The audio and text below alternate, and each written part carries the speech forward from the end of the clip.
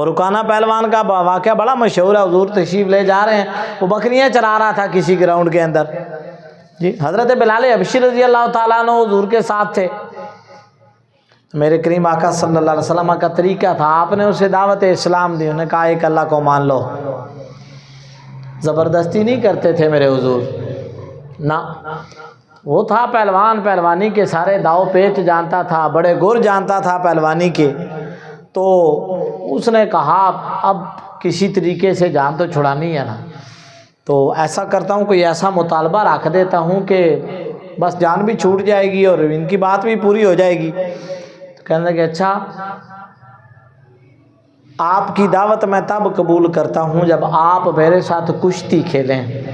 اب رکانہ پہلوان عرب کا مشہور ترین پہلوان تھا، اس زمانے میں اس کے جوڑ کا پہلوان نہیں تھا، وہ سارے داؤ پیچ جانتا تھا، اور میرے کریم آقا صلی اللہ علیہ وسلم نرم و نازک مزاج، ہاں جی، آپ کے تو ہاتھ مبارک اس طرح تھے جس طرح کوئی روئی ہوتی ہے۔ حضرت انس بن مالک رضی اللہ تعالیٰ عنہ کہتے ہیں 10 سال میں حضور کے پاس رہا، میں نے کائنات میں حضور کی ہتھیلیوں سے زیادہ اور حضور کی انگلیوں سے زیادہ نرم شے کوئی نہیں دیکھی۔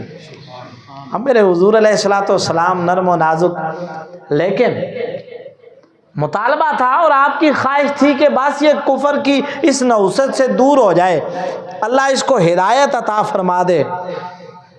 اب حضرت بلال حبشی رضی اللہ تعالیٰ عنہ دیکھ رہے ہیں عجیب معاملہ پیش ہوا ہے، اس نے کشتی کی دعوت دے دی، میرے کریم آقا صلی اللہ علیہ وسلم آپ نے ارشاد فرمایا اچھا چل پھر آجا میدان میں۔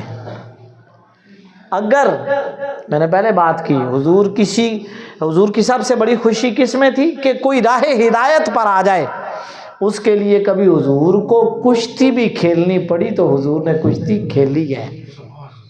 صلاحیت، میں نے گفتگو کا آغاز کیا کہ صلاحیت رب نے ہر انسان کو دی ہے نا، لیکن آپ نے اس کو استعمال کیسے کرنا ہے یہ گر آپ کو در دولت مصطفیٰ سے ملے گا۔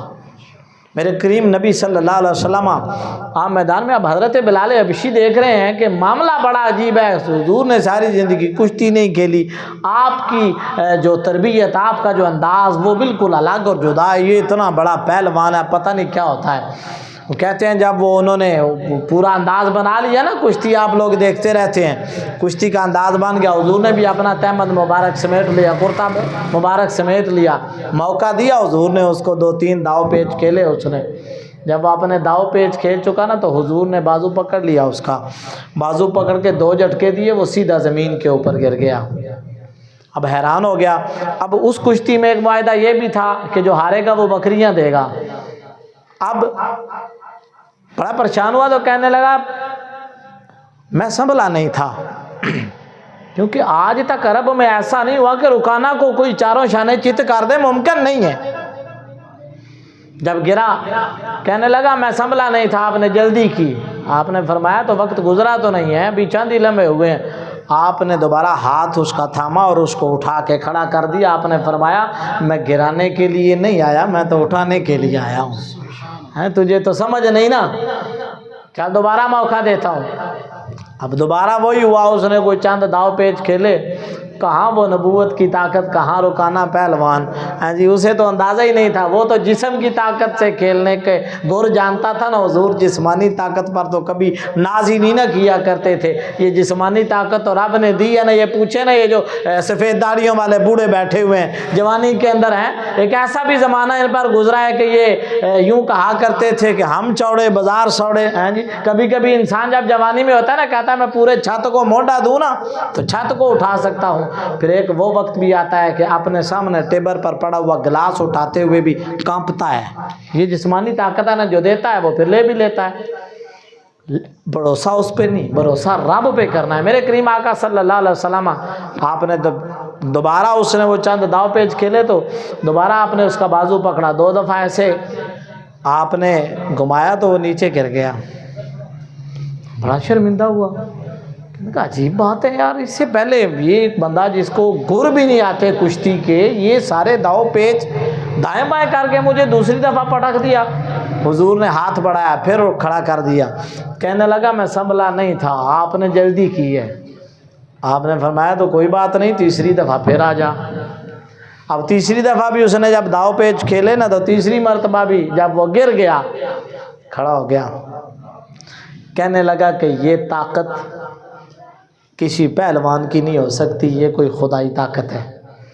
میرے کریم آقا صلی اللہ علیہ وسلم، اکثر محدثین کی رائے یہ ہے کہ اس کشتی کے بعد ہی رکانہ نے اسلام قبول کیا، کچھ کی رائے یہ ہے کہ اس کے کچھ عرصے کے بعد اس نے اسلام قبول کیا۔